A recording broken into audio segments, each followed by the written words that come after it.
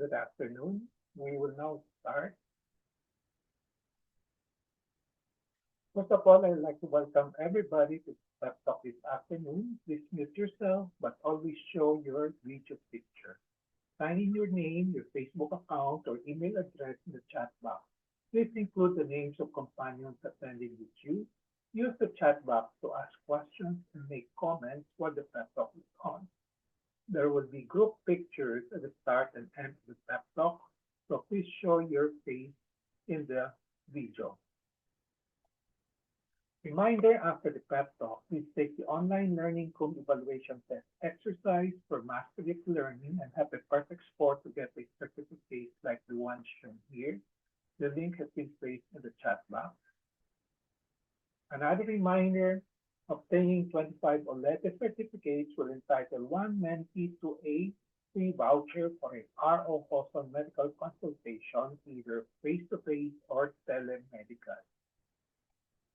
Another request, please type in your feedback in the chat box during the open forum and before we adjourn.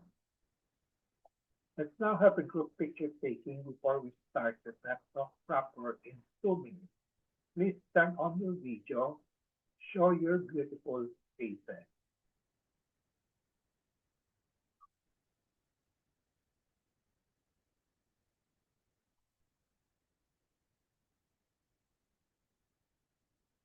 I have a patient empowerment program in which I like to empower the lay people or patients to take control of the management of their health. I started the pep talk on May 15, 2021 during the COVID-19 pandemic. There are 3 courses in the pep talk. I completed the core course on October 9, 2021. From October 23, 2021 onwards, I've been tackling health disorder and health issue courses. May 18, 2024 marks the start of year 4 of the ROJoson PEP Talk. How long the PEP Talk will last will depend on our enthusiasm, discipline, and perseverance.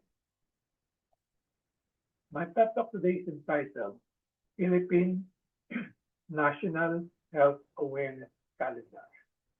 The empowerment objective is for the lay people to have an essential understanding on the Philippine National Health Awareness Calendar as part of their health management. The content of this pep talk will be the following: what is a National Health Awareness Calendar and what are its objectives? What are the bases for inclusion of health topics and issues in the Philippine Health Awareness Calendar? What are the essential contents of the Philippine National Health Awareness Calendar? What are the benefits of knowing the Philippine National Health Awareness Calendar?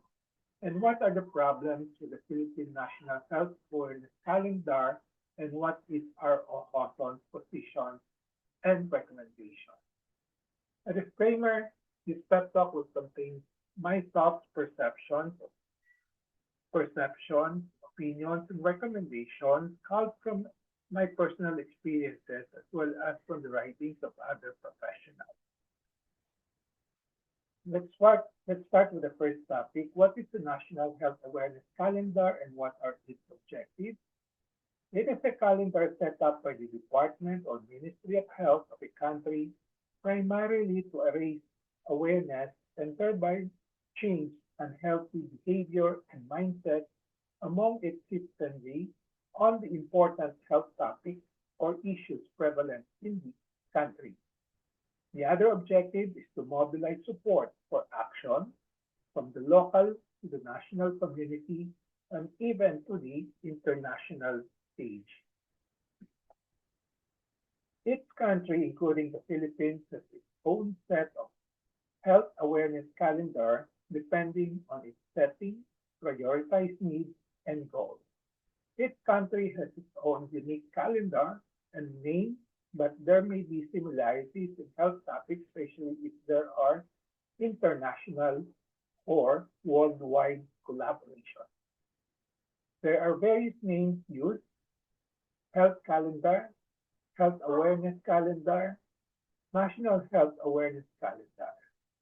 I personally prefer Health Awareness Calendar or National Health Awareness Calendar. As a calendar, it consists essentially of publicly declared health days, week, or month throughout the year related to specific health conditions and issues. Example, World Leprosy Day on the last Sunday of January, Obesity Prevention and Awareness Week last week of September, Breast Cancer Awareness Month, November. The inclusion of topics or health issues in the Philippine Department of Health Health Awareness Calendar is usually based on Awareness Day legislation, global awareness days proclaimed usually by the World Health Organization or being promoted by well-established and reputable international health organizations, and lastly, the Philippine Department of Health, usually based on data on the burden of the diseases and health issues in the community.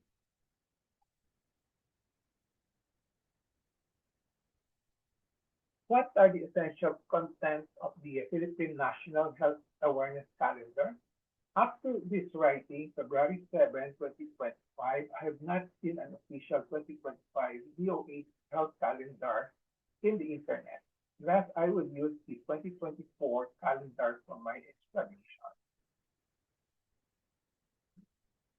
This shows the content of the Philippine National Health Awareness Calendar for January, about 7 of them, February, 11 of them, March, 8, April, 6, May, 9, June, 15 topics, July, 15 topics, August, 12 topics, September, 15 topics, October, 10, November, 19 topics, and December, 17, 7 topics, a total of 134 topics. So a total of 134 health topics and issues with repetition and overlaps. This is for 2024. What are the benefits of knowing the Philippine National Health Calendar Awareness? Knowing means being aware, at least of the content, and at a higher degree of competency, taking into action information gathered for health restoration and maintenance of oneself, family, at least, and community, and also for the healthcare management of oneself and family, at least, using the information such as generic law, PhilHealth, universal healthcare, etc. The National Health Awareness Calendar can promote patient empowerment. The 4 Ks of patient empowerment: kaalaman, knowledge and understanding, kakayanan, capability, karapatan, right, and kapangyarihan, self-determination. Other benefits of patient empowerment: gaining greater control over decisions and actions affecting health, improvement in quality in healthcare administered by physicians and other healthcare professionals because of patient-centered care, improvement in health outcomes because of patient participation, leading to longevity and full and contented life, control of medical costs because of patient-centered care and participation.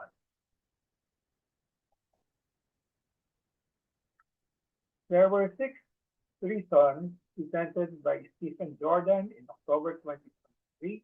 The benefits will be raising awareness, education, reducing stigma, advocacy and fundraising, targeted campaigns, collaboration and networking, preventive health, and inspiring action. What are the problems with the Philippine National Health Awareness Calendar and what is ROJoson position and recommendation? The main question I'd like to pose is how effective is the Philippine National Health Awareness Calendar?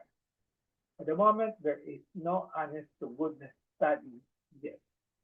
From personal observation, again, not achieving its intended benefits to the maximum, but somehow helpful. Anyway, despite their imperfections, health awareness calendar can what, no matter what, can raise some degree of positive awareness, especially if done year in and year out. The project can rally people to spread awareness and show support.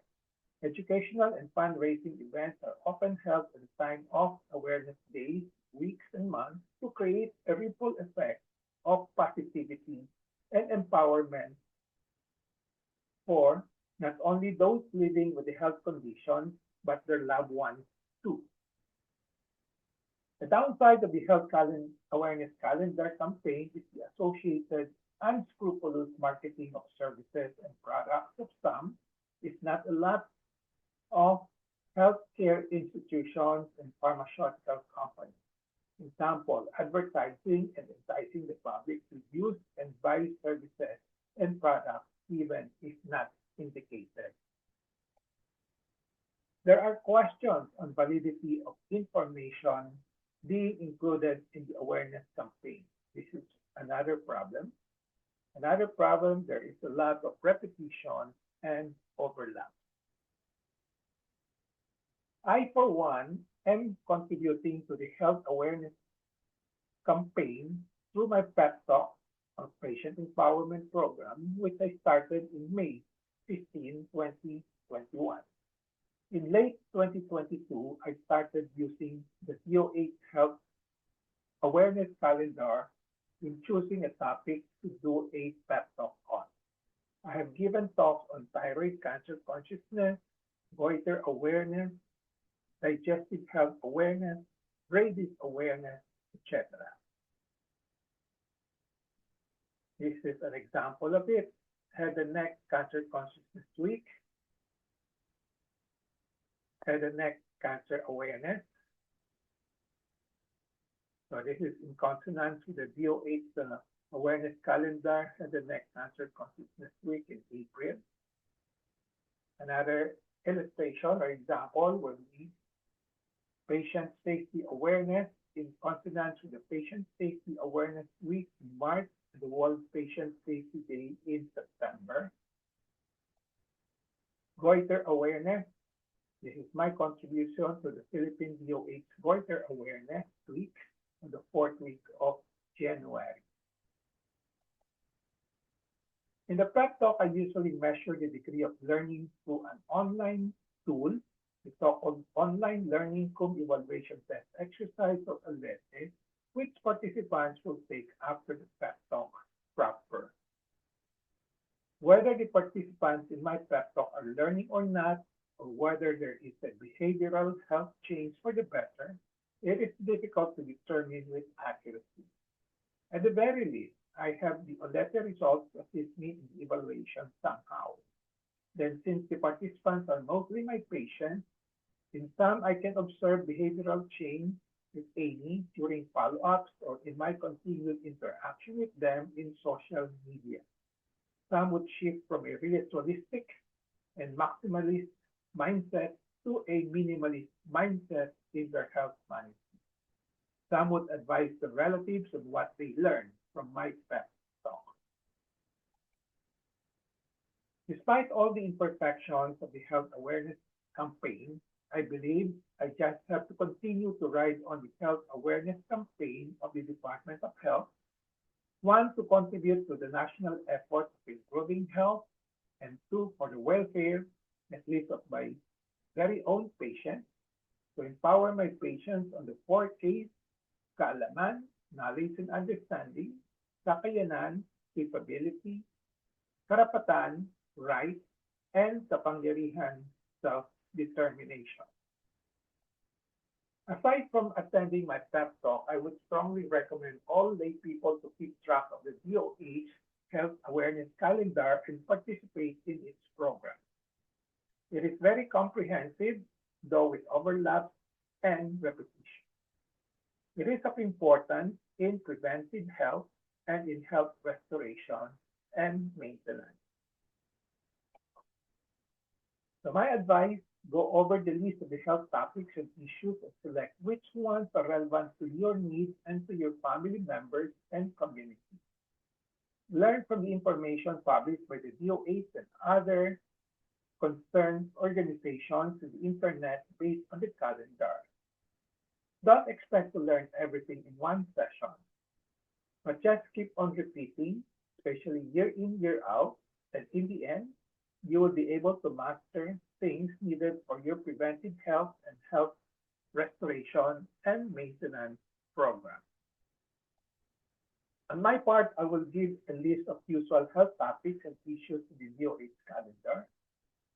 I would suggest you then select at least 5 topics of interest to you and to your family, and then submit to me your selected topics. Then I will try my best to include them in my pep talk this year as much as possible. Summary takeaway, I presented the following content: what is the National Health Awareness Calendar and what are its objectives, what are the basis for inclusion of the health topics and issues, what are the essential content, what are the benefits of knowing, and what are the problems with the Philippine National Health Calendar Awareness Calendar, and what is ROJoson position and recommendation. Takeaway in relation to patient empowerment, be always in touch with reliable medical information on Philippine National Health Awareness Calendar.